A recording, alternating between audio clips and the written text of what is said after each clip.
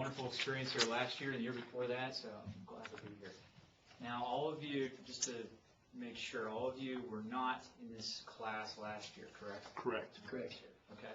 So what I'm going to run through, tomorrow you'll hear more about me and things like that. I don't want to take your time up this morning, but suffice to say, I'm a police officer, so I deal with conflict a lot. A lot of different variations of conflict. Conflict within families, conflict with neighbors, conflict between two people in a bar, whatever the case may be. But I deal with conflict a whole lot.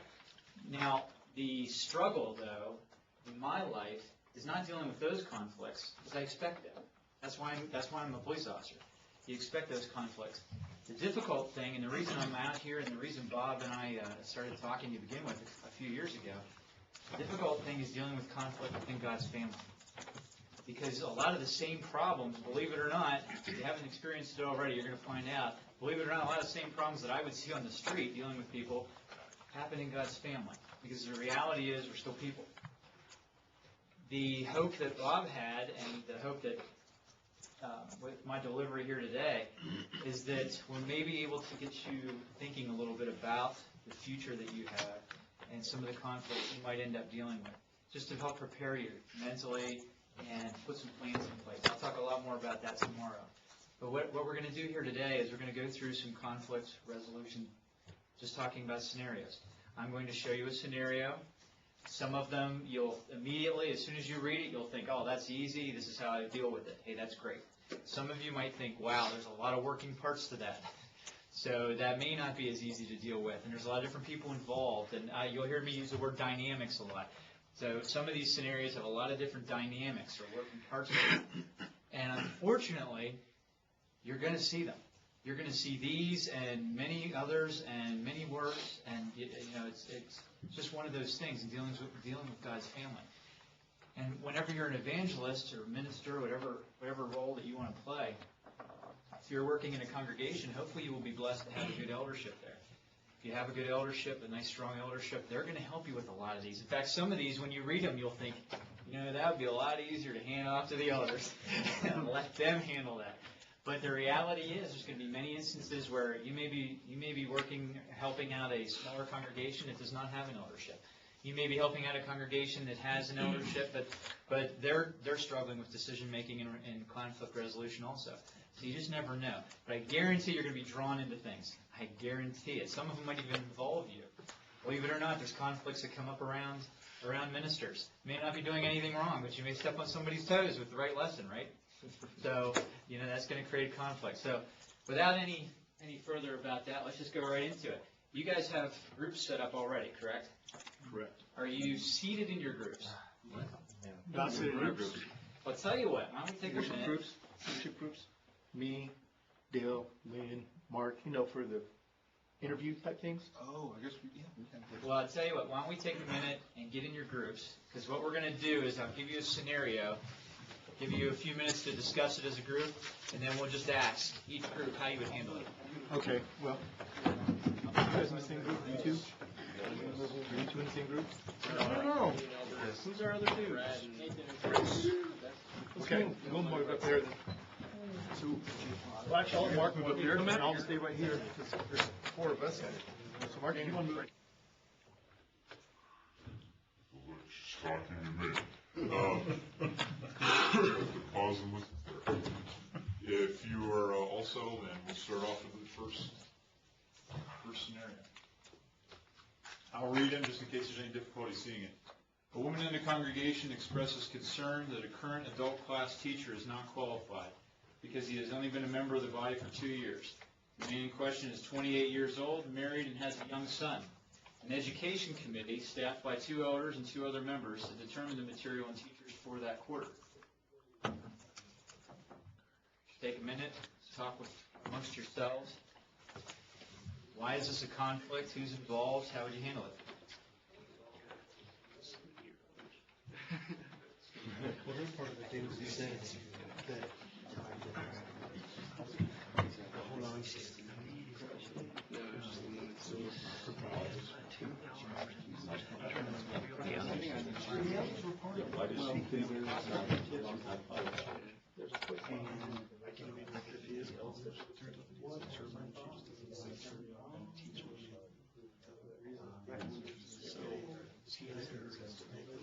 Not enough information.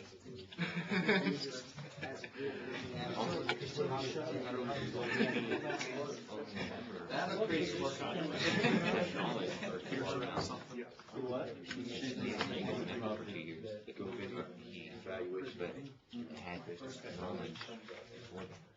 Yes, and the thing is,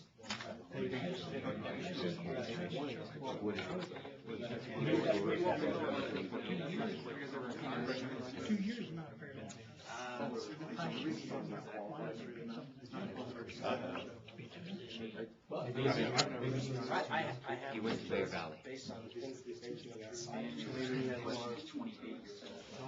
Swears are saying, like, are we an elder, are we a member? Minister. We're the preacher. We're the preacher. I'm gonna tell them, Okay. You guys ready?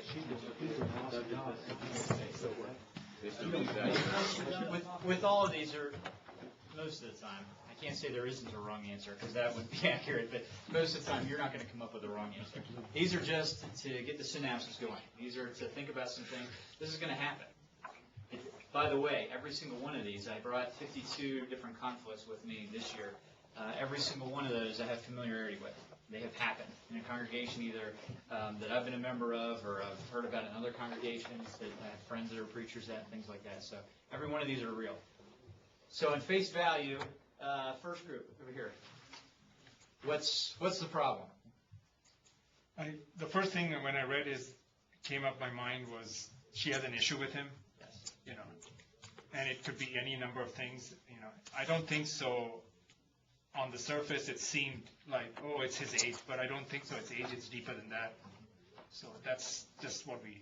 That's very intuitive, because why would she care if it's one of those things.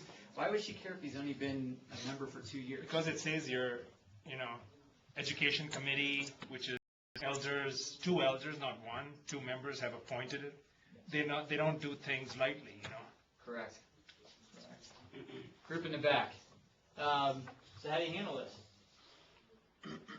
Well, I'm looking at that and going, I tend to boil things down to a real quick scenario and then expand out instead of trying to dig around and chase rabbits that you don't know might not be there. So I see that there were 2 elders on that committee that appointed him as a teacher. That's where I start from, and I say, okay, the elders have made that choice, and the elders are the ones who will continue to discuss. They might need to hear her out, however, even if she is just a high-maintenance squeaky wheel. She may have information that the rest of them, including the elders, are not privy to. If that's the case, then they'll reevaluate. Otherwise, they'll have to explain to her why he is qualified and hopefully offer her another class choice. Group in the back here. Anything else to add?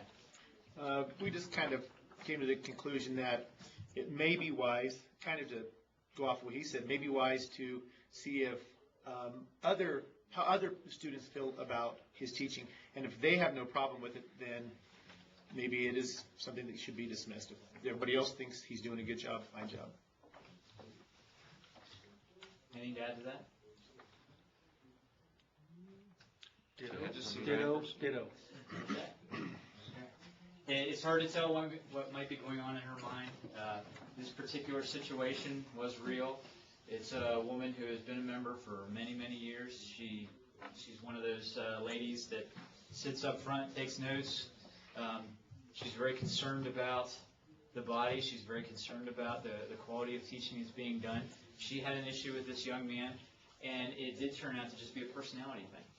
He was a little too relaxed for her. Didn't wear a tie. She's one of the old school that thinks, you're standing up in front of everybody, you should have a tie on, and so that just you get a head shaking in the background. But the fact is, there's people who have little quirks, and guess what? If you're in a congregation of 100 people, how many people there have quirks? Yes, including you.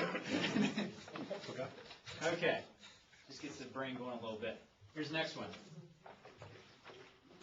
You are given information that a single male member of the congregation for the last 6 years is a convicted sex offender. An internet check by you confirms that he had been convicted for assaulting a child 12 years earlier. Take a minute and discuss the dynamics of this.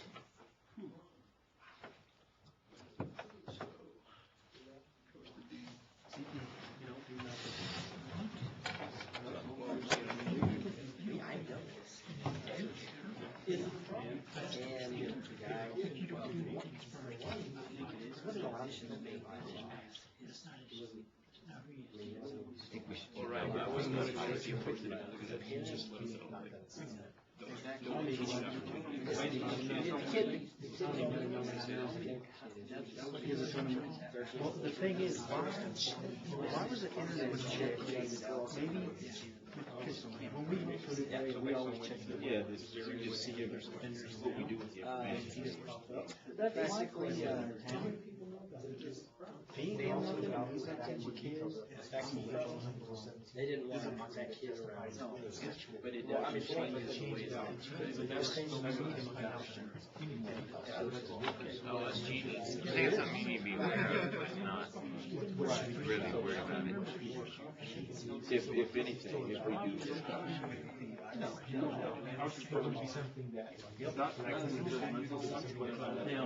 Was his member of the congregation or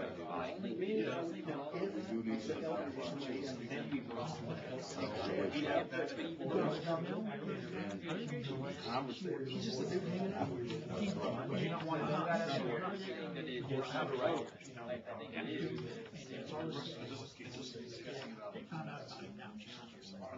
Yeah, and you, if you haven't had any problems with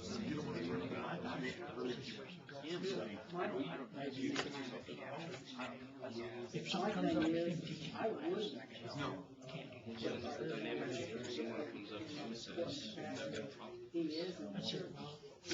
So you can get what you're saying.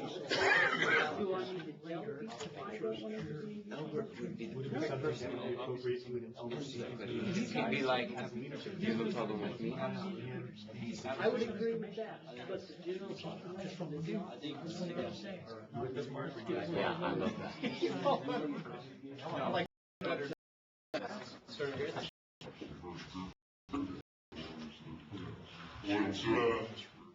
so this guy's he's been part of your congregation for 6 years already, but you're just now finding this out. He's 12 years old, crime. What are your thoughts? As long as there's not anything other than someone coming to me and saying, hey, this is what he did, first thing I'm gonna do, with the guy that brought it to my attention, say, all right, what exactly is it that you know? And after we finish this statement, why don't you go ahead and sign this for me? So if anything comes up and we talk to him about it, we have confirmation of what you said happened. Other than that, we really don't know what he did. We don't know if it was a mad mother. We don't know if he was in a situation where he just got blamed for. We do not know any particulars. Let it go. Just let it go.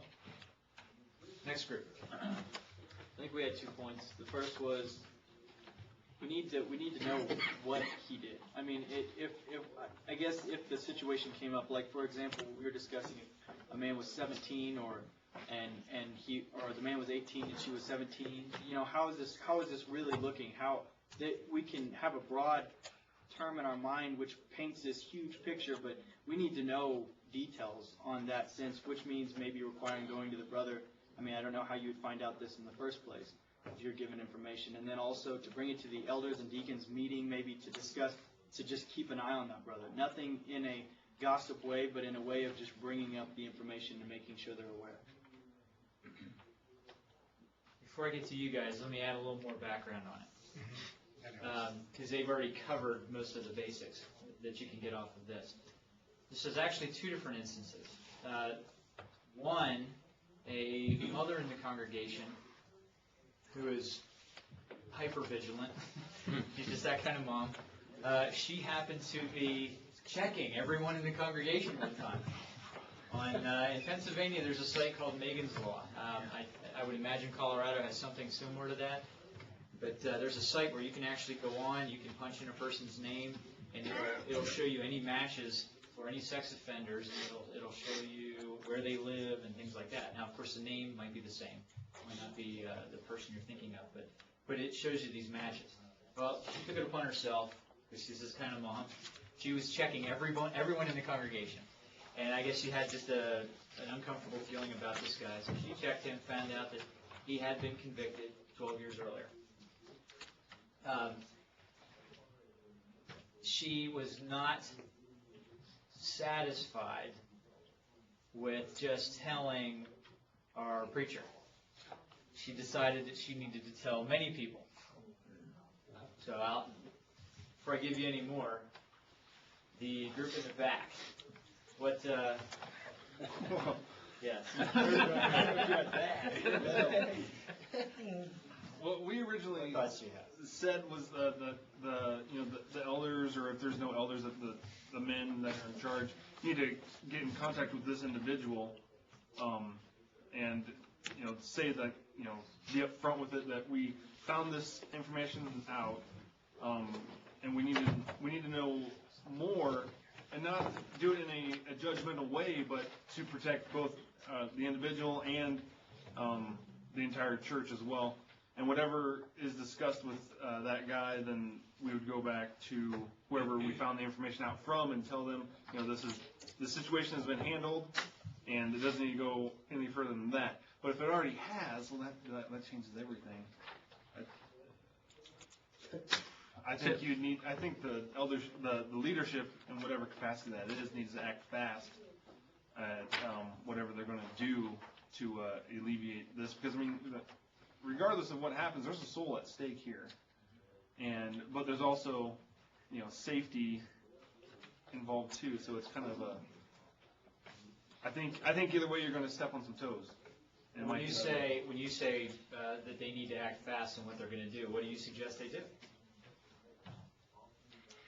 That's a different question. They're gonna need to address either enlarge, or if the group has been somewhat contained, if they know it's been, let's say 5 to 10, you ask her and you find out who it is. You feel like that's a containment issue, then probably address that issue. But if it's spreading like wildfire, you're going to have to address the congregation in some form or fashion, and you're going to have to protect that young man or that guy while you do it. So the wording is very careful, and then you have to let the people know up front, especially him, what's going to be discussed in a public format. But it does need to be addressed quickly. But as far as containment, it depends on how bad it's gotten. Your hand up in the back. Well, yeah, I was going to say, do you think talking with him and letting him know that his past still has consequences that are going to resonate through the rest of his future? So let him know that this is, not necessarily something that was meant to, tear him apart as a Christian, but really just more of a concern of parents, and that's just a result of what he had done. Taking him aside and explaining that to him. I'm not going to tell you what I think are good ideas or bad ideas. I just want to hear your ideas. Okay. One thing that can't be overlooked is the woman that decided to start a fire. That is very, that's a bad deal, and that needs to be addressed. Yes. Well, piggybacking off of his, it's a bad deal if she was doing it with hate. But if she was doing it because she's a mom and she has a 4-year-old son and she's seen how he's around that son, that's a legitimate concern. But you said she's hypervigilant, so that kind of gives me the idea that maybe his comment is accurate. But I think that what her intentions are have to be considered as well. Never did hear from this group over here. So we thought there were a couple of things that needed to be done. First off, talk to this person, the individual, the male who has this past, and find out, is this something that's been repented of and it's been put behind him? And if so, we have to have a forgiving attitude with regards to that and not continually bring this back up. You probably don't want to put him in charge of the youth group if he's maybe got some issues or some struggles with that, because you don't want to put that temptation before him. The second thing is the person that's bringing the information, you need to talk to them too, because Matthew 18 tells us if we have something against a brother, we have to go talk to them first, not bring it before the church. That's the last step before disfellowship, is to bring it before the whole church. And so if they're going around taking it to the whole church and they're not going to this individual to find out, okay, first of all, is this true? Second of all, is it in the past? Is it repented of? There's a proper way of handling those things one-on-one, and it doesn't seem like this first individual that's bringing the information to us is necessarily following that particular guideline. Yes. I think first and foremost that came to my mind was we have to look at it through the lens of grace, because this is the past. And then when you added more information, you gave us more meat in terms of the woman, hyper vigilant. That word hyper itself just made me sad to see that she went ahead and checked everyone's. She needs to get a job. Please, I'm not making fun of her. Say everybody has their concerns. She's a mother, absolutely. But I just feel like, through the eyes of grace, I have no problems with going and telling to the preacher first, even before telling that person, because preacher is, whoever, or the elder, because then they can deal with it, God's person, God's appointed authority, but it's just that once you look at it through the prism of grace, then you work your way through, you can meet with them, let the elders handle it, or whatever. But if you go around, you already gave the clue, the hypervigilancy and this and that. And is it your church a lot of hyper? I'm just kidding. No, just her. Is there another hand over? Yes. I would tweak, and Chris made me think of this, I would tweak my input a little bit. Because I was telling these guys, whenever we move somewhere, my wife always checks the database you're talking about to see who's around. So we can warn our kids, you might stay away from that street, whatnot. So if this guy's picture came up, I would go tell him, look, you came up, and it's going to happen.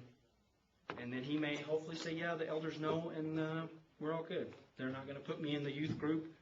I don't teach little kid classes, but it's all good. And we're done. In this particular incident, an elder knew already. They had talked, they had actually counseled. The elder had worked with him. The elder had not told anyone else because he didn't feel like starting rumors. He didn't feel like drawing attention to him. And so her opening the box, really the issue was her telling everybody. It would not have been a big deal if she hadn't told so many people. But she made a big deal about it. She talked to a lot of people. That's going to be a real thing that you're going to see happen. There's going to be instances like that where someone tries to blow something out of proportion, and we may see it as an irrational act on our end. She may be a hypervigilant mom, but she's concerned about her kids, and she thought it was the way to handle it, was to warn everybody. She ended up warning all the parents she possibly could. In her mind, she thought that was the right thing to do. Once that fire started, it's going to be your responsibility then to try to put it out. So it's going to require a lot of thought, a lot of prayer, a lot of effort on your part, and you're going to need help with it too. You're not going to be able to do it all yourself.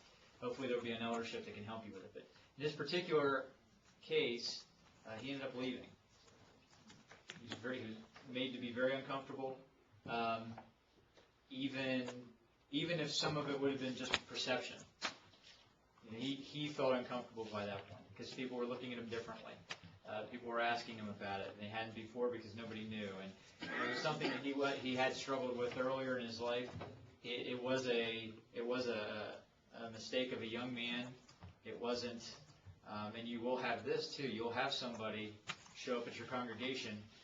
There's a high likelihood you're going to have a true predator who is maybe an older guy who is actually looking to isolate kids and have opportunities to assault them. You're going to have that happen because where do they go? If you're a predator out there, where do you go? Where the kids are. Exactly.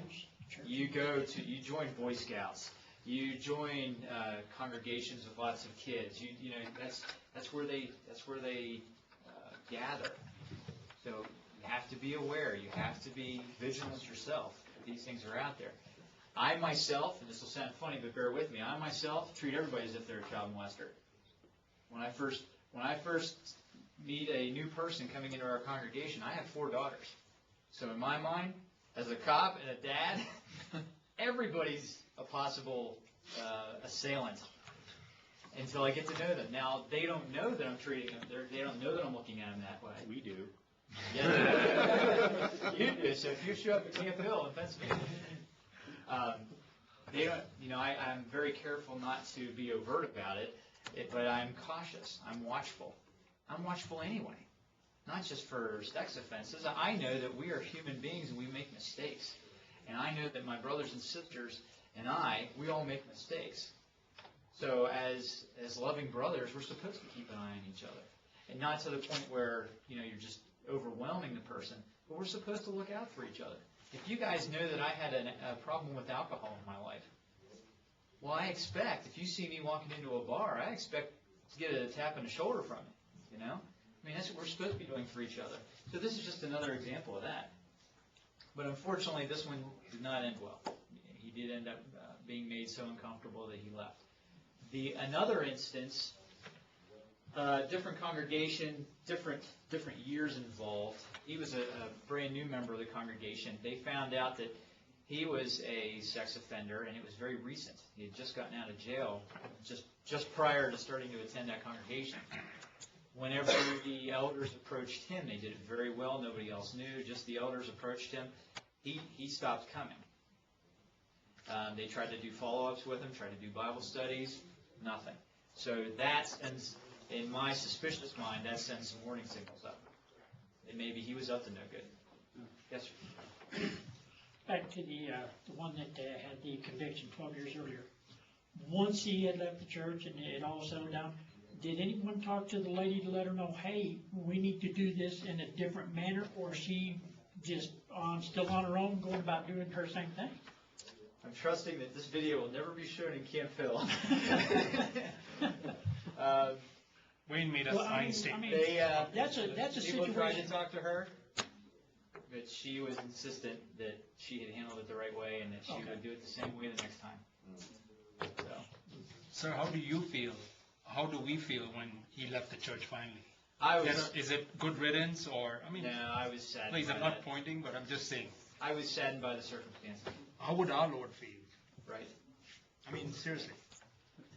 Yes. Was he active, or was he, in the congregation, was he helping support the brotherhood, or, did he seem like the kind of guy? Honestly, he was not somebody who got involved in a lot of activities, but he was at all the services. You'd see him 3 times a week. He was one of those people, if he missed a service, you noticed. So, but he didn't do a lot of outside things. It may have been because he was uncomfortable with his past. It may have been just because he wasn't interested. Who knows? He never. I work with the youth group, and he had never approached me about helping out with the youth. Which also, when someone does, because of my internal concerns, I'm always checking up on him anyway. And there's people in our congregation that I would not feel comfortable being with the youth. And it's not necessarily because they have sent up warning signs, but maybe we have a 22-year-old single man in the congregation wants to start driving to youth events. Well, I have to be a little concerned about that because we've got 18-year-old girls down to, I handle the senior high youth, so it's senior high and junior high. So I have 18 down to about 12-year-old girls and guys there. So, I have to be a little concerned. Now, I won't tell him, no, you can't help out, but he's not going to be helping out without me being within eyesight or one of the other deacons being within eyesight or something like that. I look at it, it's our responsibility. We have to be watchful. I guess the key is, that I would encourage you, is be watchful without people knowing you're watchful. Because you don't want to hurt their feelings. You don't want to give people the impression that you're like that woman, that mom. You don't want to give people that impression. But it is your responsibility to be watchful. There's wolves out there.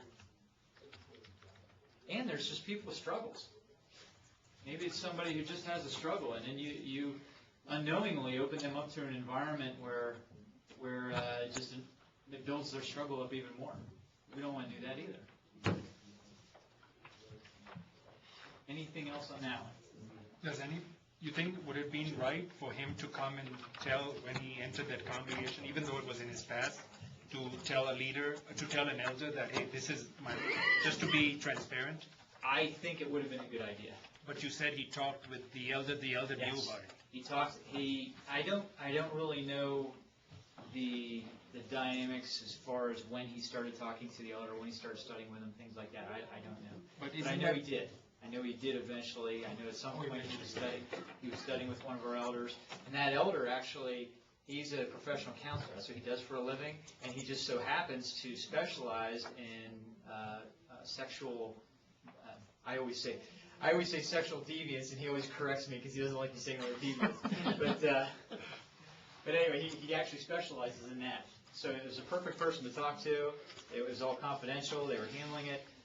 But, once things got out, it's hard to tell. I mean, if I were in that man's situation, it would be very difficult to know the right thing to do. I believe that if you ever had to give somebody advice on that, I would recommend that they at least talk to the eldership of the congregation, get that out of the way, so it doesn't look like they're hiding anything. And hopefully the eldership or the leadership, whatever the setup is, the congregation, hopefully they handle it. Let's move on.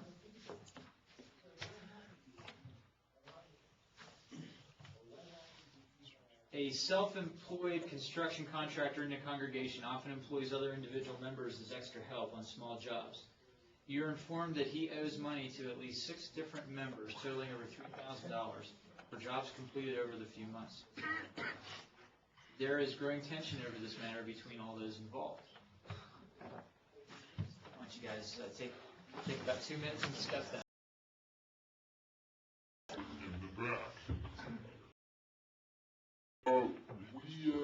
We think that the best thing to do in this situation is go directly to this man who had employed these individuals and basically present him with what the Bible teaches on paying people when you have debt, and show him what the appropriate action of a Christian would be in this situation. And then basically, it's before getting everybody else involved that's already kind of getting angry about it, give him the opportunity to go and resolve the conflict with them himself without making it look like he was forced into it, so that they might think that he had been proactive in that situation, and go about it that route. Okay. Back over here. Our point was, like Daniel said, visit with him first. Find out what the situation is, because there's 2 sides to every story. If it's a situation where he has gotten himself in a bind and can't pay these people, that's one thing. But if he's doing it out of malicious intent, then something else needs to happen as far as like a discipline matter. But at no point does it need to be congregation-wide unless it is a situation that he continues to be malicious in his intents. This group over here. Well, basically, it's like they're saying, a lot of it depends on where his intent is on what he's doing. But you see this happening, and first, like Daniel said, the most important thing is you go talk to the person. Try to see if you can solve this issue as quickly as possible. Get him to understand what he needs to do and what he's supposed to do. Because unfortunately, and I've actually seen issues like this, and it's escalated to brothers suing brothers, which is something we're not supposed to do.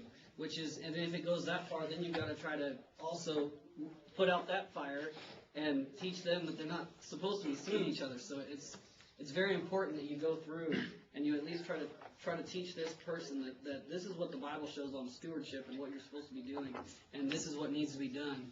And if he continues to do it, then you have to take further action.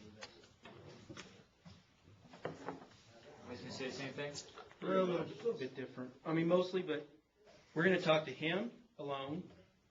Then these members because it says you are informed. We don't know who's informed us. It could just be a dirtbag in the church that's just causing trouble. And I know that's on tape, Bob. Then you talk to them, the supposed members that are in trouble, that are get paid. Then you bring them together. And then if there is a problem, you can mediate and help them work through it.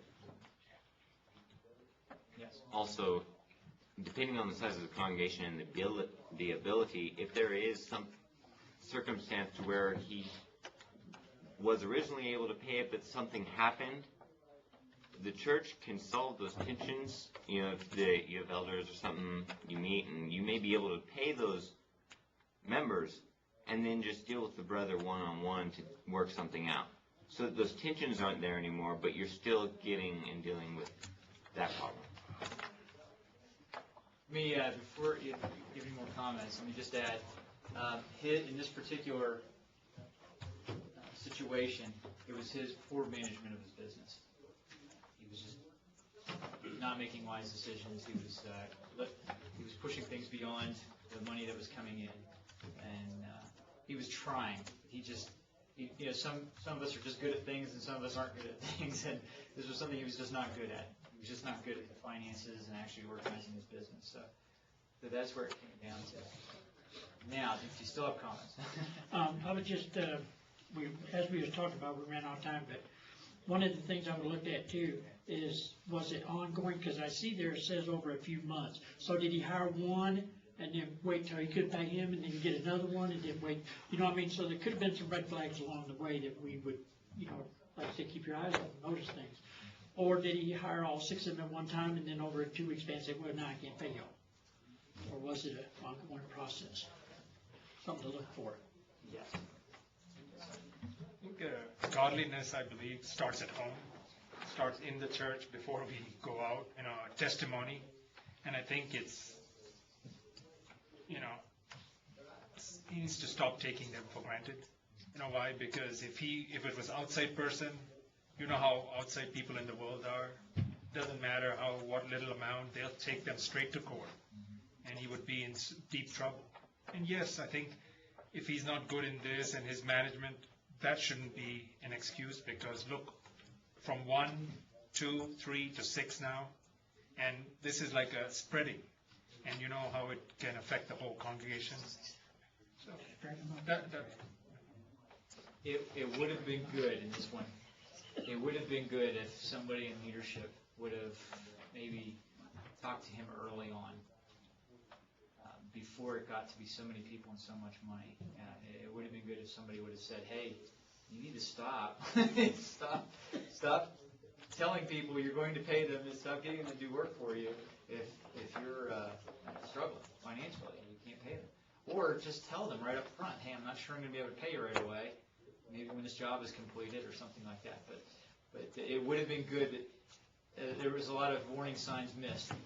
And nobody said anything until the frustrations were already built. See, but the motive behind is he started from 1, he owed 1. I owe Albert. Okay, I want to ask Albert now. Let me ask Wayne. It was actually groups. It was groups of people. Groups, okay. I thought it was... It could work out any way. Whatever you see down the road, it could work out a lot of different ways. Just this particular one, it was groups. He hired 4 guys to do work for a couple days, and he would be able to pay them later. And then later on, in fact, some of those guys would even come back and work for him again, and just hoping that he was going to get paid by the different jobs. And if you're Albert on Friday, I'm going to come see you Monday. In no ways is he, does he have the right to take advantage of anybody? But at the same time, if his heart is truly that he's trying and he's just not very good business sense, the members also need to have, whoever's involved, need to have understanding of that. And they need to be willing to work with him on that. But I think as far as a leadership position, an elder or whoever should go to him and tell him specifically, there are classes that you can take to help you better manage your business. And let me put you in touch with, or, get you involved in something like that so he can better himself, so he can appropriately fix that issue. There's some things that are going to snowball. They're seemingly small. If they're not handled correctly the first time, right whenever the first warning sign, they're going to snowball. This was one of those. I was actually one of those people that did work for him. And I wasn't too worried about it. He still owes me money, but I'm not worried about it. It's just not a big deal. There was a couple of us that looked at it that way. Initially we went to help him because we knew he needed extra hands. After 2 weeks of not getting paid by him, thought, well, You know, and I hadn't put in a lot of hours. I hadn't done a lot of time because I was busy with my other job, but my full-time job. But I helped out a little bit, and after a while, I thought, you know what? It's just if that's all it is, it's not a big deal. I'm not worried about that money. I just hope that his business starts picking up. I hope he makes better decisions. However, me being naive about it, I didn't think to tell like the elders, or well, the elders would have been the best. Looking back on it now, knowing what I know now, because this was about 15 years ago, I wish I would have known. I would have gone to the elders and said, hey, I'm not worried about it, but just so that you know, I think he owes a lot of people money, and maybe you guys need to step in.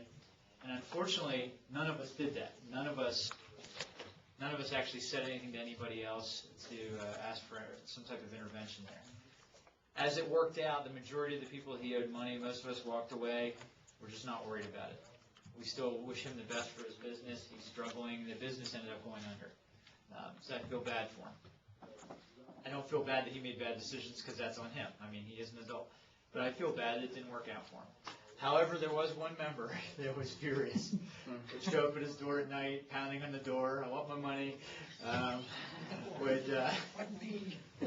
put bills on his car in the parking lot, you know, things like that. So that got nasty for a while. Thankfully, the elders intervened in that. And I actually don't know. All of a sudden, it died down. So I actually don't know if somebody else just gave him the money or what happened.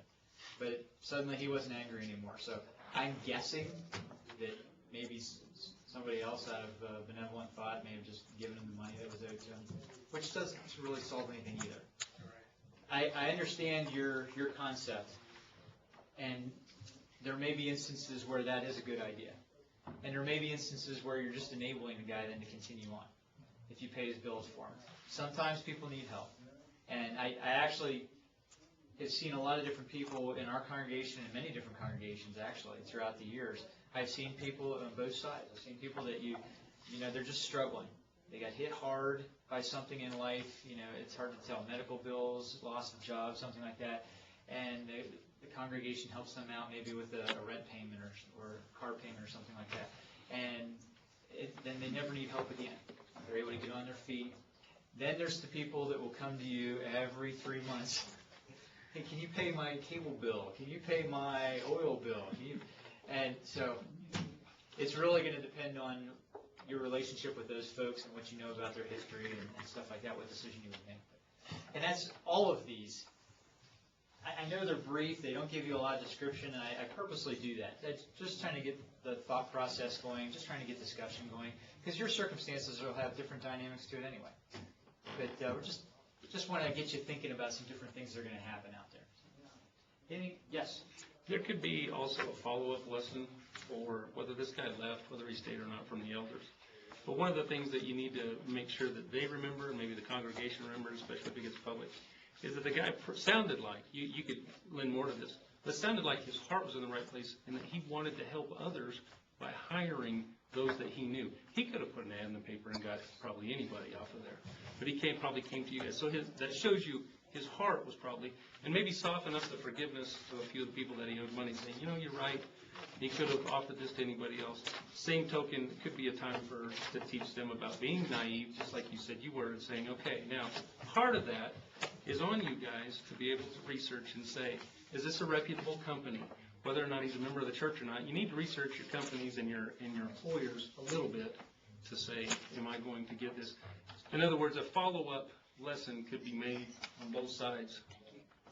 Are we naturally, I'm just throwing this out, discussion, are we naturally more trusting if we know somebody as a brother or sister? Yeah, absolutely. Yeah, you are. And I heard it back here. Should we be? No, I said you should be. Should be. Okay. Or should we be? God tells us that we're sheep in a world of shrewd people, and for us to be cunning as well. He also tells us to believe the best in others. He Corinthians does. 13. But that doesn't mean ignore. No, it doesn't mean gullibility, but I think it does. That's my point.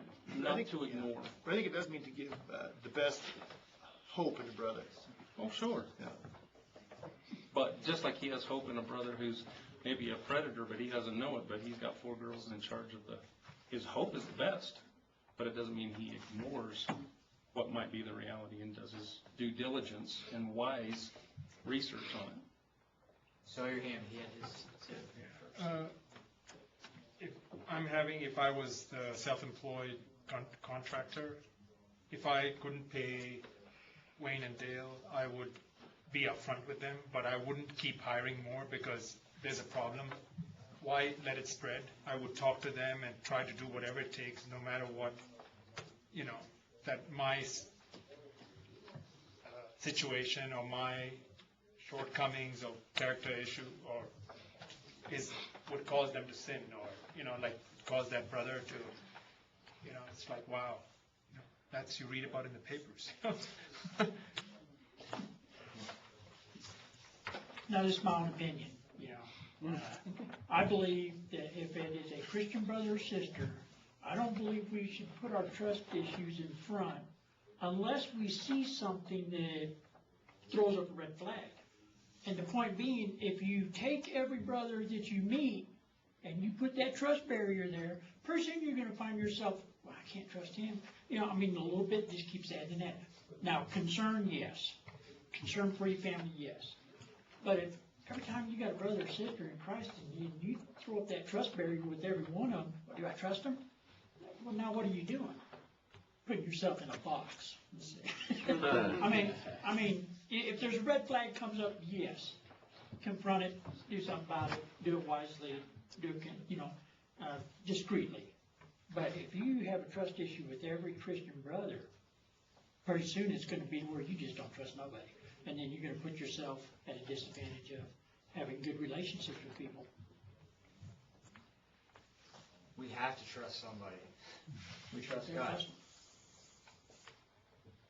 So, it's going to be entirely on you and the facets of relationships that you have. It's going to be entirely on you to decide at what level can you stop trusting somebody. What do they do that kind of breaks the trust? And it's going to be entirely up to you when you're going to start trusting them. I mean, we could talk about it all day, but it's still going to be a totally individual decision. The reality is, we want to be able to, I know I want to be able to trust my brothers and sisters more than I would a stranger in the street. I'm not always strong enough to do that maybe, but I want to be able to. Because I think that is a very core of our fellowship together and our feeling of unity. I'm 1,600 miles away from home, but just because of who you guys are and what you're doing with your lives right now, I am naturally feeling more love for you and more trust for you than I would some of the people I was on the plane with on the way out here. I mean, I truly believe that's the way it's supposed to be. Amen. But sometimes, whenever a brother burns you, that's hard because you did trust them. So sometimes it stings more. The old adage, who can hurt you the most? The people you love. Because you have the barriers down there. So there is no easy answer. It's just talking and thinking. Start another one. Married woman in the, actually, Bob told me you guys wouldn't need this because you talked a lot about it. As far as the making sure that you're not counseling alone with a woman, anything like that. So, go on to the next one. Okay. You have recently been hired by a congregation after their previous minister of 20 years has retired. The previous minister has started a pattern of approaching you with preaching, teaching advice at almost every presentation. He does not appear to be hostile to your presence, but is definitely opinionated about your performance. Takes 2 minutes.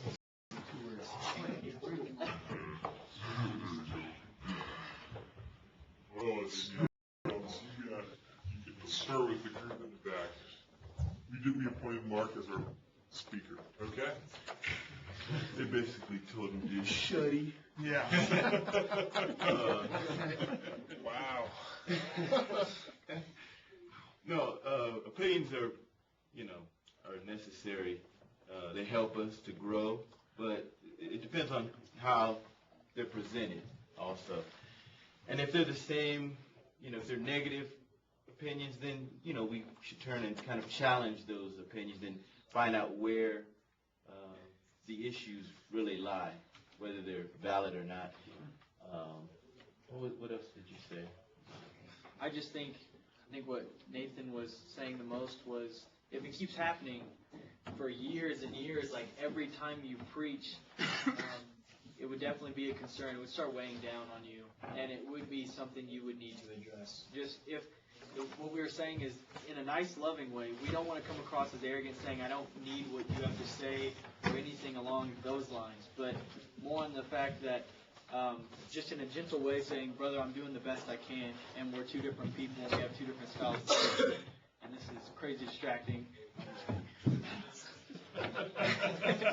It's a lot less distracting than had you walked in the middle nice and easily. That's true. Like, what are you doing? Climbing over the desks to get there. Some of us had a conversation yesterday too about like you just can't please everybody. And, you know, I've never been in that position. You know, I've gotten a lot of advice over. I mean, some people will say, "Hey, I like when you do this up there," and other people on that very same thing. I hate it when you do that. And it's just you have to find your own, and you have to make sure that you know you're gentle with it, but enough to get the point across. You know, we were talking about like an individual setting of, you know, maybe go out to coffee with them and say, "Hey, here's the deal," or you know, and then right at an Air Force example, how some guys just can't stop doing the job, and you know, so pretty much what it was, the old crusty guys. Frank. Well, you have to kind of accept the criticism, I think, at first, and say, okay, you know, this person's given me some information. What from this information can I use to improve in what I'm doing and try to do better if there are things that I'm doing that, you know, could be improved upon. You have to kind of gauge, you know, where the person's at that's giving you the information, that's giving you this critique. If it's something where it looks like, you know, they're honestly trying to help you improve, you're going to probably be more receptive to it. If it's something where it doesn't matter what you do, you never do it right, then at some point you may have to tell them, look, you know, your criticism isn't being constructive, and, you know, the job isn't yours anymore, maybe, you know, have that type of conversation with them. I know this can be a kind of a sticky thing if the previous minister sticks around. There are some cases where I've seen where it actually worked out really well because the previous minister didn't have his own agenda and didn't have his own issues that he was pushing. He was happy to step back and let the full-time guy come in and take the job over. But, you know, you just have to kind of gauge, you know, whether or not what the person's offering you is constructive criticism or if they're just being critical because no matter what you do, you're not him and you're not doing it the way he would do it. Yeah, I'm looking at face value, what I get. I don't have the details. I'm not in that scenario. But the 20 years stands out to me. You know, if I'm coming in new, I'm putting myself in the new preacher's shoes. Here's a man with 20 years experience. I want to be a sponge. I want to learn as much as possible. And it is to my benefit. I will lose something valuable that I could learn a lot from somebody who has 20 years experience if I shut him off or if I denigrate that.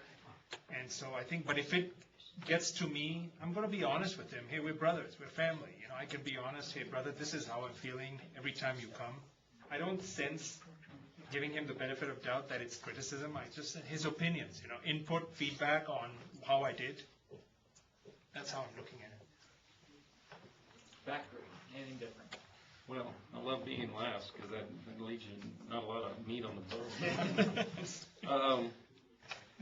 There's one thing that we might point out is that that's a lesson learned for you guys that are going to go out and preach. Look and see if that minister's how long he's been there and if he's going to hang around. Because I don't know any of you guys that aren't opinionated already. Imagine 20 years down the road and being able to do that. We're all that way. So that's a lesson learned right there. The other thing that comes to my mind is just kindness. I mean, most of the time, I think a minister, if he's been teaching that long, has nothing but good intentions. I seriously doubt. You may get to a point where you feel like, no, he's just being ornery about the whole thing and wanted his job back, never wanted to lose it in the first place or whatever. And that's a different level of things. But I would assume the best on this one and just use kindness with a person like that. Say, you know what, I'm going to do the best I can. And I would get out the old notebook and I would start writing down as he's saying it and then ask him to go ahead and, do you mind just initialing this for me? Because later on I may be able to look back and it may take him aback a little bit as to how opinionated he wants to be all the time. You can go to the elders with documentation if it gets to a point, need be. couple things I want to throw out, and you guys mentioned some of them, but just some things to stimulate the thought. After 20 years being a minister somewhere, that is your family. Who here has any kids that are over 20? You have kids that are over 20? 21. It's almost 22. Son or daughter? Daughter. That daughter is going to bring a guy home someday. Has I she hate already? that. Yes. Has she already? I hate it. Do you want to give him some advice Yes. on how to treat your daughter? Yes. Amen. Amen. You want to see your daughter treated right. Yeah. You want to make sure that he's doing the right things by her. If you see him making, might not be egregious errors, but different decision-making things that concern you, you may be driven to point that out. I know I would be driven to point that out. Mine's just getting ready to turn 17. But, so I don't feel your pain quite yet. But that's his family for 20 years. And you're going to find whenever you're working somewhere, I don't know all of your background. Some of you may have grown up in congregations. So maybe you spent more than 20 years in a congregation already. So you understand the concept there. That's your family. You're closer with them than you are your blood family usually. So if 20 years, he's been there, probably raised his family and everything. So that's very close to him. Very close. Now, is he helping? It was brought up. Is he trying to help you because he wants the best for his family, he wants the best for you? Or is he just a controlling type person? Don't know. You'd have to gauge that on your own. The other thing is, maybe he truly loves what decision you have made in your life to preach. I've actually seen 3 different ways this happened. 3 different ways. And one of the ways, the older preacher, he just loves preaching. He is such a nice guy, just loved preaching, and he was so excited that he had this new preacher come in who was a young guy, straight out of preaching school. He was so excited to try to just give him everything he had learned, all the good and bad, and how to help him. Just like I'm standing before you now, hoping to give you a little bit of preparation. That's what he was hoping for. So he was just very excited. It wasn't in a condescending way at all. He loves preaching. He loves preachers. He was very excited. So in his exuberance, he may have come off a little strong. Now, thankfully, the younger preacher took it well and actually started calling him dad and everything else, because here it turned out this new preacher didn't have a good relationship growing up with his dad. Was kind of needing kind of a father figure. And over time, these two ended up almost being like father and son. The older preacher stuck around, raised his grandkids, eventually passed away. And the younger preacher, they worked well together. Because thankfully that younger one, he didn't have any pride issues, and they just meshed, and it was fantastic. And I saw another way where the preacher who had been there for a while, he wasn't as much of an issue. He helped out. He tried to give advice and things like that. But there was the problem of the whole congregation had known him for 20 years. So this poor new preacher coming in there didn't realize he was going to be judged by the entire congregation on everything he did. And they were going to compare him to the guy who had been around for 20 years. The older guy then giving him advice, it was a little overwhelming. The younger preacher decided that he was going to move on. He was there a very short period of time. He felt like he was just being critiqued all the time. He felt like it was just a little too overwhelming for him, so he ended up leaving. The third one I saw, the older preacher got put to work. This is another thing I would recommend for you if you end up in these circumstances. There is more to be done in a congregation as a minister and evangelist than you can do. There's only one of you. Depending on the size of the congregation you go to, you may wear a lot of different hats. If you end up at a 3,000-person congregation, well, then most likely they're going to bring you in as an associate minister to begin with, because they're probably going to have 1 or 2 other ministers there already. So you're going to have a training time. You're going to be able to step into things slowly. That's rare, though. The majority of the congregations out there, you're going to be going into maybe a couple hundred people, maybe even smaller, maybe 14, 15, 30. My father attends a 30-person congregation. So you may be going into something like that where you're now wearing a lot of hats. And there's, quite frankly, more than you can do. And you need to understand that there's more than you can do. So if you are blessed to have a guy that was there for 20 years as a preacher and left on good terms, he wasn't fired, he retired. Well, put him to work.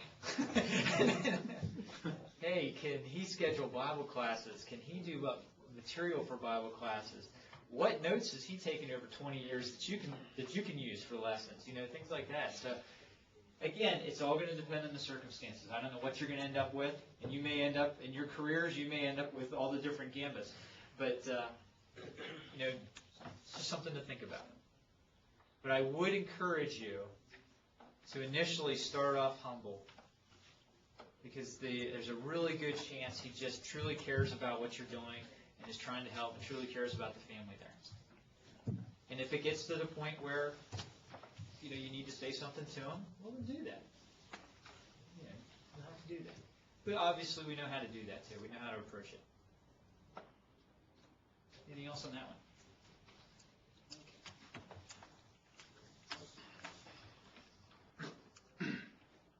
Your congregation has several deacons tasked with performing various responsibilities. There are 2 deacons who work together in the buildings and grounds area of responsibility. These 2 deacons clearly have significant personality conflicts to the point that they are disrupting each other's effectiveness. Take 2 minutes.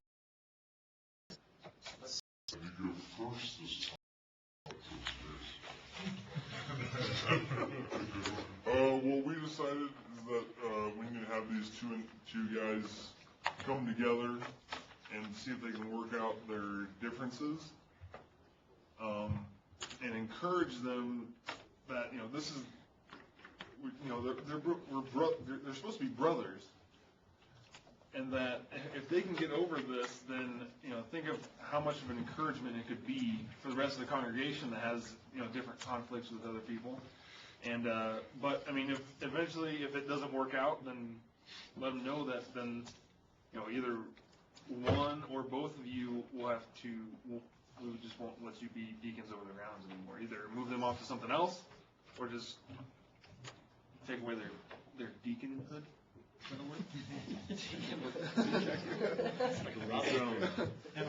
Well, they give them hoods now. Well, our initial thought was that they just need to be slapped on the back of the head and told to knock off. But no, really, we were thinking more along the line of dealing with them privately, trying to get their issues dealt with. And yeah, you can move them onto a different responsibility, but Dale made an extremely good point that you can't just do that, because the other underlying issue is you're deacons. You're supposed to be acting like it. You're supposed to be working together in the church to further the work, no matter what that task is, and you should act that way. So you need to work with them to deal with that issue. Otherwise, like he said, maybe they're not really qualified for the position they're in. In the back. Our ideas are kind of similar to a blend of both of theirs. Meeting with him, kind of with a mediator type situation, whether that's the elders or whatever. Try to get them to work their differences out, with the possibility that if they can't, that one of them loses that position or both of them working on the building and grounds. Recognizing that the ideal is that they should get along, and also recognizing that sometimes people don't, even though they're good people. I mean, Paul and Barnabas were good people, but sometimes they don't get along. So just trying to encourage them to get along, trying to push them towards that, and worst case scenario, taking away one of the works from at least one of them and assigning it to another deacon, or leaving it to be handled by one person. It's called a deaconship, actually.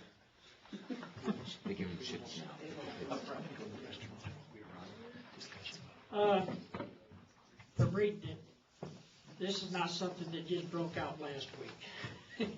This is a serious conflict. It's something that I don't believe, from reading it, inside the building, outside the building, a significant personality conflict to the point that it is disturbing their effectiveness.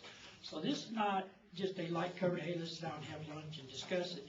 I think you would actually want to take it a step to where, okay, guys, here's the problem, here's what we got. Let's see if we can work out something where maybe you can go work with this other deacon, or maybe this guy can go over here and work. Not to say to separate them permanently, but until something's worked out. If it's to the point that their the effectiveness of their job, and it's bringing trouble amongst other people, maybe it looks pretty serious. I would put a separation between them and then work it out from there, and maybe bring it back together later. Show them that they got a responsibility to the congregation, to other deacons, to the elders, but definitely get it to where the gas is off, and then start to rebuild. It looks like they might need to be separated. So, that's my opinion. It's difficult dealing with human personalities. How many? 4, 6. I guess, quick count, there's 16 of us in here whenever he comes back in. 16 different personalities. 16 different sets of likes and dislikes, backgrounds, hopes, dreams, everything. We're different people. We all have a common goal. And, all of you touched on that you've got to get these guys focused on the common goal, what they're doing for the congregation, their service. But the fact is, sometimes personalities just don't mesh. And that can be a difficult thing. Whenever you're with someone that you just don't mesh with, you can work together. And both of you can just suck it up and do the best you can to focus on what's best for the congregation and ultimately what God wants you to do. And, if you're both able to do that and still function together, fantastic. Because ultimately that's the way it's supposed to be. Bringing it down to reality, the reality is the majority of people are not going to be able to do that for very long. They might be able to do it for the short term, but they're not going to be able to do it for a long time.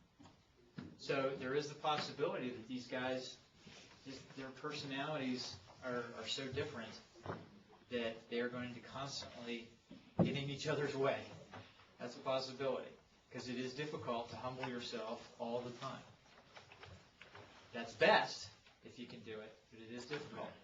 NASA, when NASA was first starting, they made a little mistake at the beginning. They had all their engineers and their scientists working together because they had a common goal, the moon. That was their goal. Obviously the steps up to it, space or travel in the outer atmosphere and space travel in the moon. But they had a goal, they had a deadline because the president went and put one on it, so they had to figure it out. Well, scientists and engineers are very different people. Scientists are dreamers. They've got fantastic ideas. They've got, hey, let's try this. Someday it'd be neat if we could do this. They've got more of that dreamer mentality. The engineers are more grounded in what they can actually put together. So the engineers are listening to scientists saying, yeah, that's a lot of talk, but how are we going to do that? And the scientists are looking at the engineers saying, open your mind a little bit. So they had difficulties initially. They were not effective working together. They were not effective. NASA, thankfully, in a short period of time, they had some good bosses over there, apparently. In a short period of time, they separated them. They had them working on projects differently. They would go over and say, okay, you scientists, you come up with a list of what you want to accomplish. And then we're going to take that over here to the other room. Not literally, but we're going to take it over to the other room and hand it to the engineers and figure out if they can make it. And so they had them working together, but with a little bit of division on different goals. Sometimes, just dealing with human personalities, you got to separate guys. Just because they're not going to mesh well together.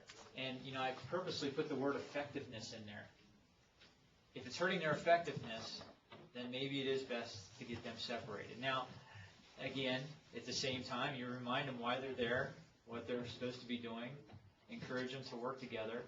But if the leadership sees that these guys are they're bogging each other down, they're not effective together, well, it might be time to split them up, figure out if they have other things that they would rather do. They might not be bad guys. They're just humans. human personalities. Yes, sir. I think, not against separating or, moving them to different responsibilities.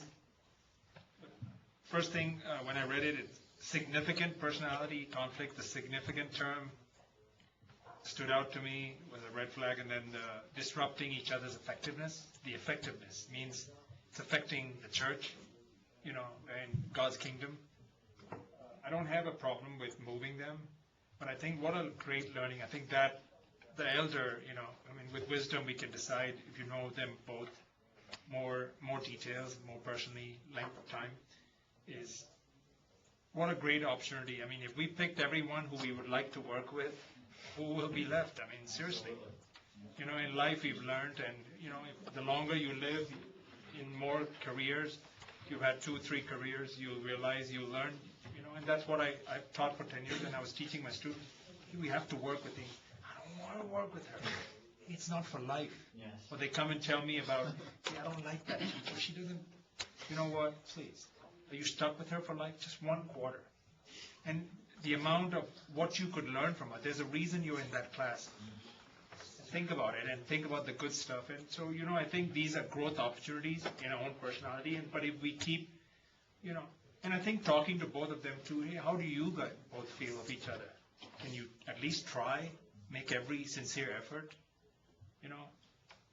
and stuff like that? Because, see, it's hurting the church. You shouldn't let anything hurt the church. And it may even, now I use buildings and grounds as an example here, but any area of responsibility that 2 deacons may be sharing, there may be different sides to that responsibility. When I first started working with the youth years ago, my partner, who was the other deacon of youth, he had a much more flexible schedule than I did, and he loved to go to activities.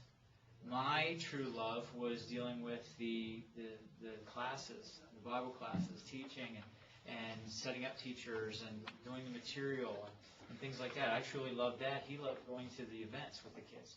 So it worked out perfectly. We just, not because there was any kind of conflict, but it was just easier that way.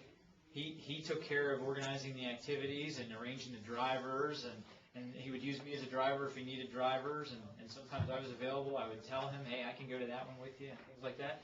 But he kind of focused on that particular aspect of dealing with the youth. And then I was able to focus on the teachers and the material, and every once in a while he would say, hey, can I teach a class this quarter? Absolutely. And, so we worked well together, even though we were handling it from different angles. Yes? I know you're presenting all these scenarios, but my question is what if it's elders instead of deacons? There is one of these scenarios, I can't remember which number. I don't know if it's going to come up here this morning in the next 35 minutes or if it'll come up tomorrow or Wednesday, but I actually have one where elders are bucking heads. So okay, we'll talk about that one. But it's a very good thought. Anything else on that one?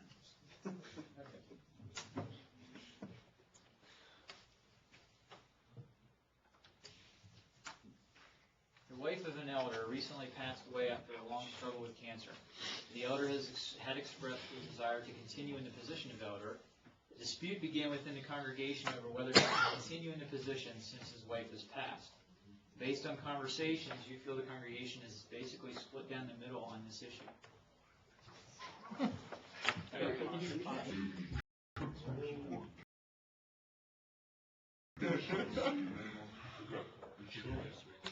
I'll just go with the rest. So, yeah, I think start with this front group. Can we do it? Yep. All right. I think ultimately the elder's job is to shepherd the congregation, to lead the congregation, take care of it. And so, as a minister, if the congregation is split on this issue, we should probably have a meeting with the elders, explain what's going on, what the situation is, and explain that if we don't want to prevent a split in the congregation and they actually care about the congregation and their job is to do that, then the best thing for them to do would be to step down to prevent this issue from happening. Back. Mark Anthony thinks we need to play matchmaker. No, basically what Chris said. If it's a issue that he is going to lose half the respect of the congregation, whether he wants to or not, as a responsible elder, he needs to see that he's going to lose his influence, and thus he doesn't need to be one. If you can't find him another wife, right? Right. You know, if the title is the major thing, then yeah, drop the title, but you know, continue the work. You know. Right.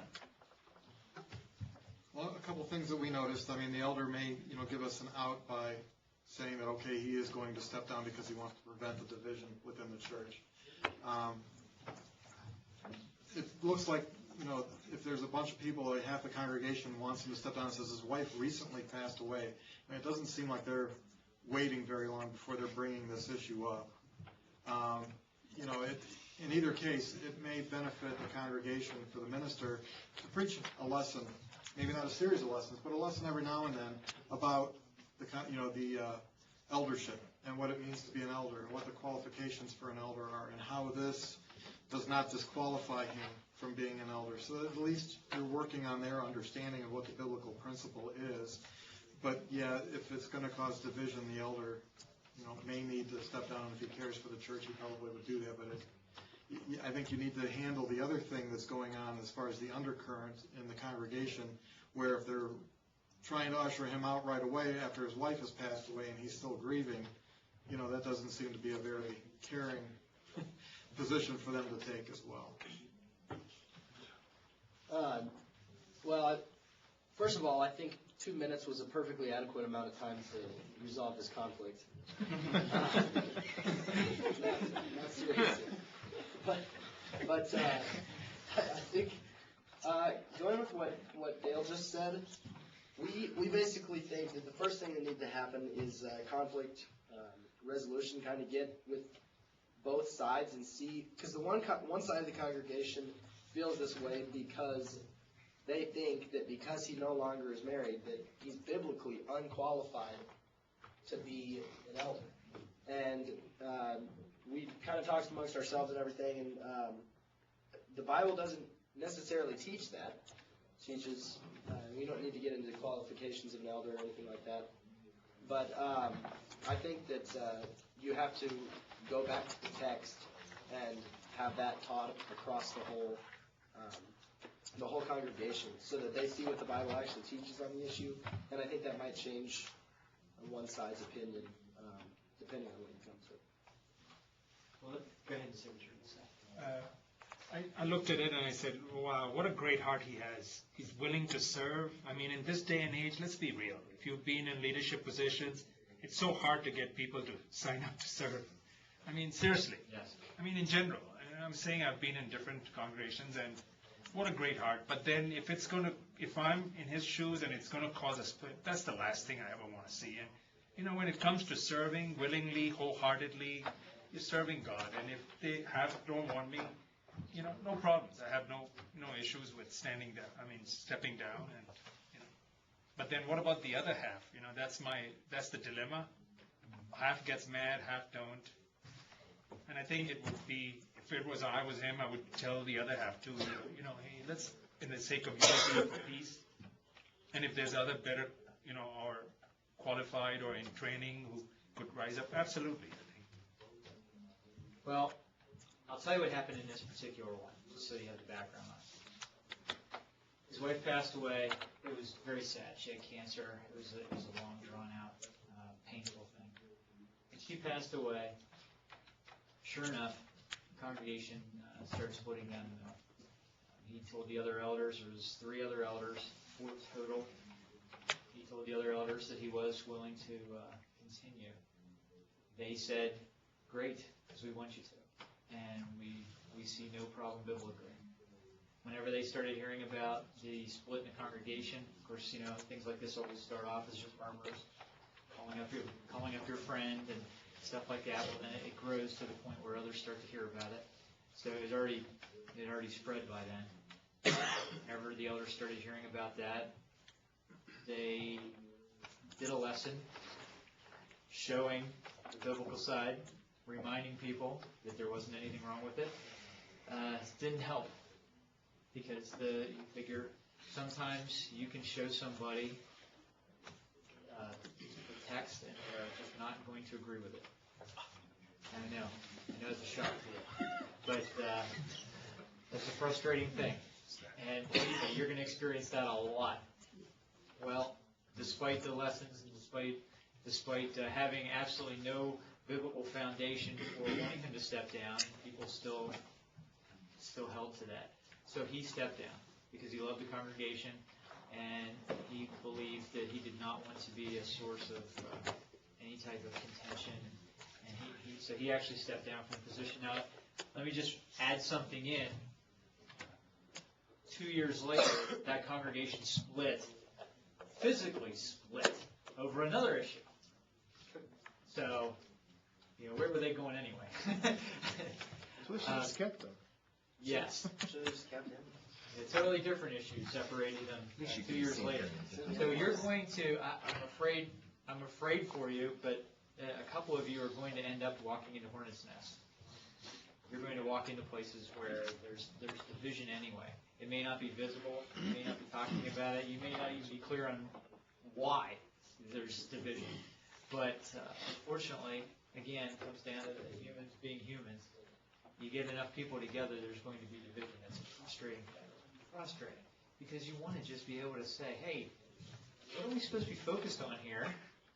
Aren't we supposed to be working towards the same goal and working together? And, isn't our guidelines for life that God has given us, isn't it very clear on how we're supposed to be treating each other? You want to be able to solve it that way. But there's going to be people that are just too thick-headed. And so it's tough. And, when I read this, I know the background, so I'm cheating. But when I read this, I think, because of my personality, I want to just tell half the congregation, hey, you're wrong. You're wrong. We showed you you're wrong. The elders researched it. The reason they're elders is because we trust their decisions. They've decided. Not only did they do that, they went beyond, and they showed you in the text that there's nothing scripturally wrong with it, and you still don't have a problem with it? But that's your problem. That's what you want to say, but that's not going to solve a lot of conflicts doing it that way either. So ultimately, he did the right thing. I think he did the right thing. He showed his love for the family. I think it's a sad thing, but he showed his love, and he showed why he chose his elder to begin with. He was that kind of person. So it's hard to tell the dynamics of what you'll end up with, but you're going to see something like that. Yes, sir. Did he continue to work as an elder?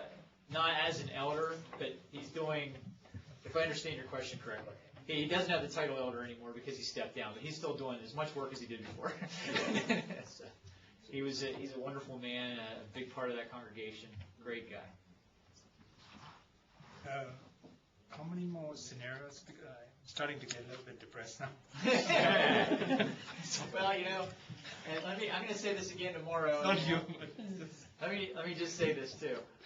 It will seem like by the time I leave Thursday, you're going to think, man, that Dave was just filled with bad juju. No, it's not you. It's just the reality of life. Yes. Hitting. The fact is, guys, I don't want to seem like I'm only bringing you negative. These have a lot of negative connotation to them because a lot of negative things happen out there. Tomorrow, when I talk about all day, we're going to talk about conflict resolution and leadership, and there's going to be some things that may seem negative. And then Wednesday, I guess I have you guys again, or is it a different class? Wednesday, we're going to do more of these. So when I do leave Thursday, please. The reason I'm bringing these is it's stuff that's really happened. And I want to prepare you, and many of you have thought about it already, but I also know some of you might be a little starry-eyed. And there's nothing wrong with that. You are here in this fantastic environment, this wonderful place, with these wonderful staff here serving you, teaching you, training you. You are having the opportunity. I know sometimes when it's 3 o'clock in the morning and you're still studying, you're not thinking of it as a great opportunity, but you're having this wonderful opportunity to focus on God's Word and and just absorb so much of it. And I'm envious of you. But I'm also concerned for you because I know that in some ways you're going out to deal with stuff like this. And in some ways you may not be prepared for that. It's not because you're naive or anything like that. I'm not saying that at all. It's just you may not have been in situations where you had to think about it before. Unless you've been involved in a lot of different surveys and seen human personalities and the very ugly things that people can do to each other, including brothers and sisters. Unless you've seen that and experienced that, it may be shocking to you the first time. And I just don't want you knocked off your feet.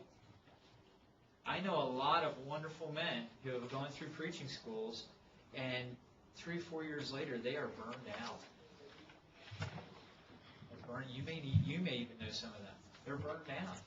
Mainly because there was so much put on them. And they may not have been mentally prepared for the things that weren't in the Bible. I mean, you're coming out with that Bible in your hand, you're thinking, this is everything, this is all I need. And that is true.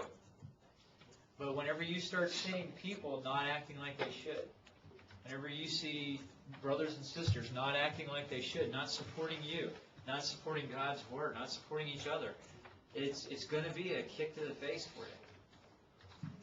And it's going to be frustrating. So I don't want you guys to be shocked by it. I don't want it to knock you, at work we say knock you off your game. I don't want to see you knocked off your game. Because I know the potential you have and the wonderful, wonderful future that you guys have spreading God's Word and touching souls. And I don't want your effectiveness to be affected by some of the people that are out there that you're going to have to deal with. So, and I can talk about the bad things, or I can talk about the good things. And I only have a short amount of hours with you, so that's why we're focused on the little stuff. But ultimately, what you're doing is just amazing.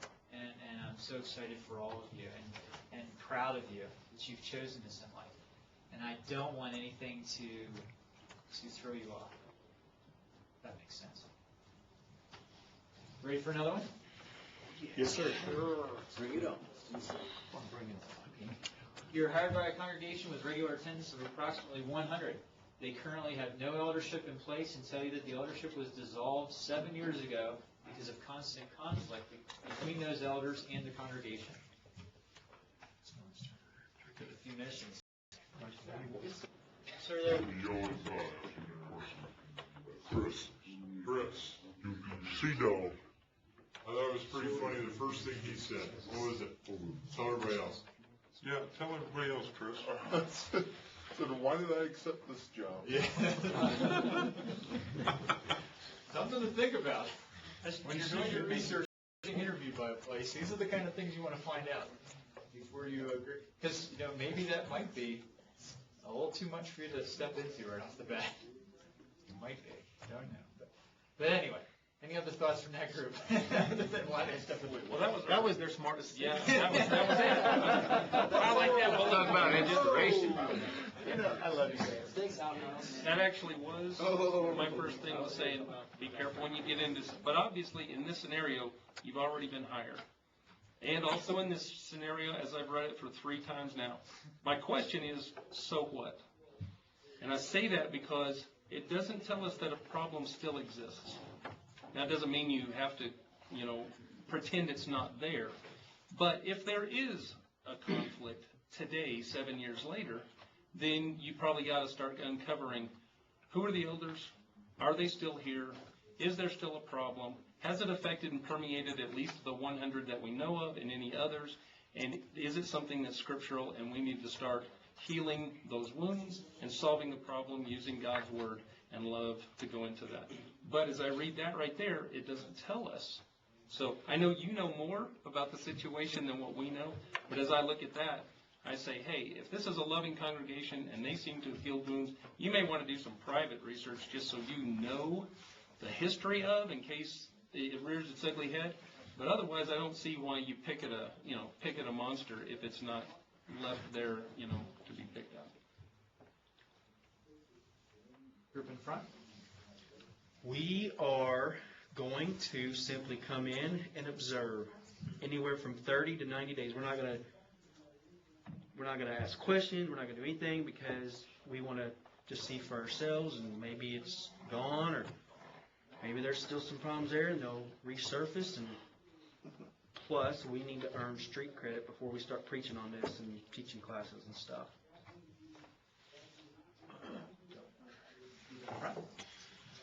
I've witnessed a situation that it was almost exactly the same as the scenario that you have up there.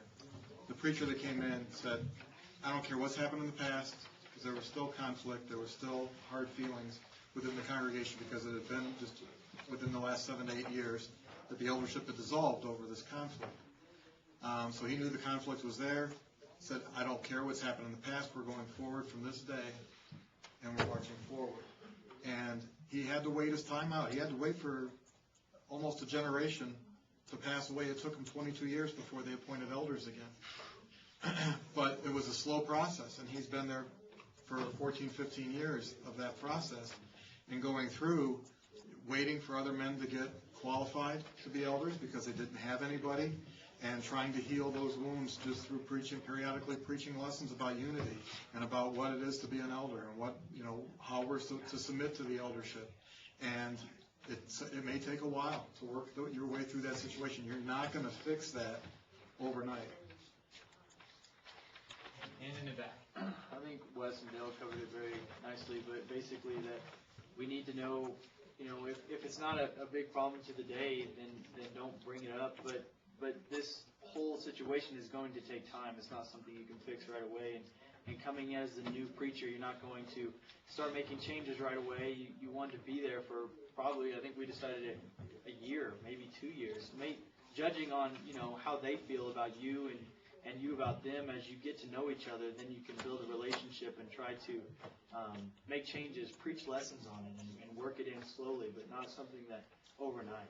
It will take time. Good.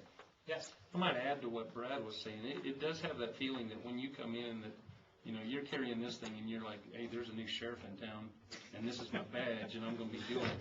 You can't do that, and you have to be kind. But I also think about, there's a word that you used in one of the scenarios before, effectiveness. I go into this situation and I might be thinking, I can't wait 15 to 20 years. That's just not my personality, and I'm not going to be effective for the Lord if I continue, this is not, but God bless them, there's people that is what they want to do. They want to resolve that issue in that church. So you need to make up your mind, does this fit your personality? Does this fit what you were meant to do? Can you do this and be loving and caring? Like I said, God bless them, but I don't think I could see myself 15, 20 years babysitting a congregation to this point, but I'm glad there are people that will be willing to do that. Oh, okay. Let's see which one wants to. Everybody, Lynn, Dale, Fred, they all had good points. But regardless, coming in, waiting 30 to 90 days is good, find out the situation. But biblically, you need to have eldership. It needs to be implemented into every congregation. Even though they might not be having a problem at the time, biblically, there needs to be eldership in the congregation. So eventually, you're going to have to face the problem, you're going to have to figure it out, you're going to have to get together with some of the guys in church and say, hey, biblically, this is what needs to be done, and work toward that goal.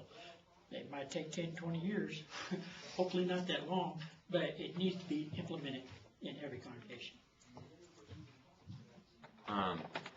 When you're first hired in a congregation, I think you're going to notice that it's not an eldership that's interviewing you. So that probably will come up within the interview because you want to know if they think elderships are unscriptural before you actually even go into that, where figure out if it's the right congregation at all for you.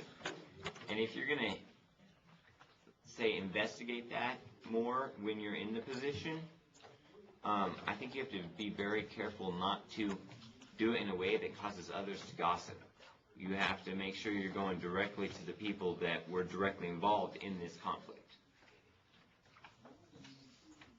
I kind of want to go off what he said. A lot of times, my thoughts, you come in, you do think you're the new sheriff, right? And the thing is, I think a lot of times the preacher forgets that he's a preacher to a church that's been there for a long time. These people, they've been there. You're brand new. They've been there for 15, 20, 30 years. It's not necessarily the preacher's place to come in and all of a sudden take over. There is a group of men there who are leading this church. They have hired you. And it's a team effort, and he is one member of that team. And to forget that it's a team and think that you're now big chief is really to lose sight of who you are in that team. You are a part of a team, whether that team is made of eldership and deacons or a team of men. So my thoughts are, yeah, you do come in and you do wait. I had some ideas they did. My waiting time was longer. We talked about a year or 2 years. But the same point is that you're new. Who are you to come in and all of a sudden say, here's how it's going to be done? And so I think there has to be a lot of care taken anytime you have a preacher come in who immediately starts to make change. He's going to lose, again, what he said, he's going to lose his effectiveness if he's not careful. It's okay, guys. I wrapped it up. We're done with it. I just would like to quickly clarify what Albert said was, Albert, were you saying that they need to get elders immediately, or were you saying they need to, okay. I just wanted to clarify that. Eventually. Okay. You get a relationship built with it. You preach. You, like Brett said, 30, 90 days, a year, 2 years. I'm not setting a time limit on it, but biblically, that is the way God designed it. God designed for eldership. So, it is our responsibility to somewhere down the road implement eldership into that congregation. Okay. We should not say, oh, well, it's doing good without them. That's not biblical.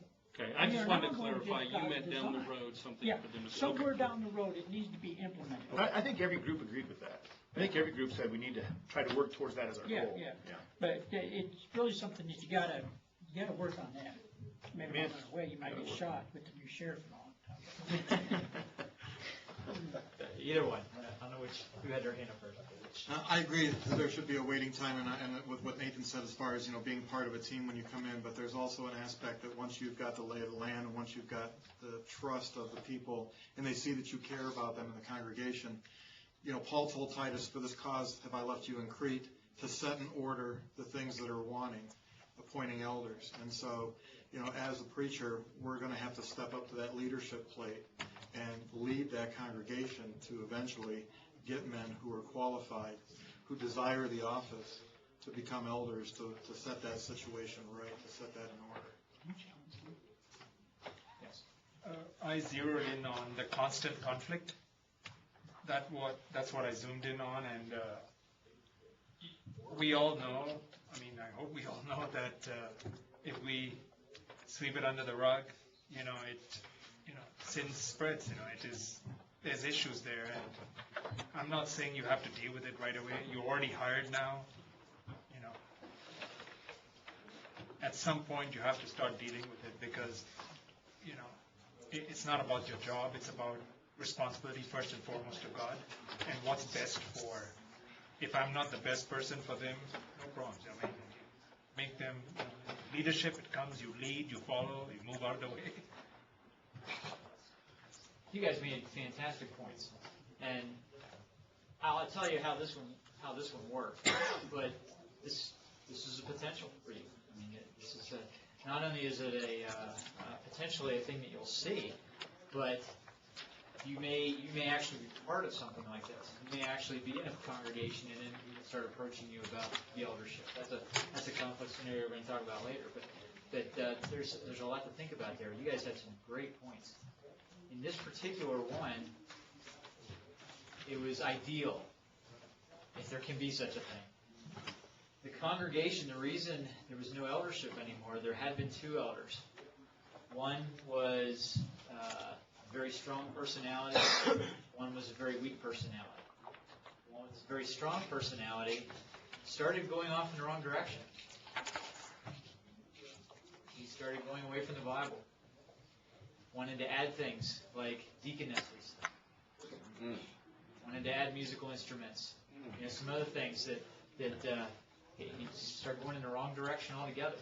I was actually told this by a family that left the congregation because initially he was going in the wrong direction. The other elder was following along because he was not a strong personality, and they had great concern. They tried to make some change and felt like there wasn't enough people looking to change, so they left that congregation and started attending another one. They're the ones who told me about this. But what ended up happening after a few years, a lot of bad stuff. Eventually members of the congregation stepped up and told this elder, hey, man, you're done. You are not leading us in the right direction. We're going to have to dissolve this eldership. The other elder, you're not doing anything to stop them. And so it was an ugly time. The new preacher was coming in, thankfully, after most of that was gone. He came into a congregation that was eager to start over. They wanted a fresh start. They wanted a new preacher. They wanted a new eldership to set up soon after that, and so they were eager. But that was a good circumstances to start off with. Unfortunately, there have been a lot of pain and a lot of conflict before that. Don't know what stage you might come in at it, but something to think about. Well, according to the clock there, I think we have 1 minute left, so no point starting another one. But one thing I'd like to touch on real quick, I'm going to mention it tomorrow also, but I'd like you to think about the fact that as you sat here, you probably heard your brothers say things that you hadn't thought of yet on any of these different situations. And I would just like to point out that that's why we need each other. Any situation you go into, there's a lot of times where you have a lot placed on you. You have, like I said earlier, about all those different hats. Just remember you're one man. And if you're married, you have your wife for great advice too. But the fact is, you can't take it all on you. You need to have a network. If nothing else, was it Chris? What was your name again? Chris, that's what I thought. So if Chris goes off and starts a job somewhere, and everything's going well, but something starts up, some type of conflict, and he doesn't really have a relationship yet with a lot of the people there, doesn't have a strong relationship with the elders yet because he's just getting into it. Well, that's why you call these guys.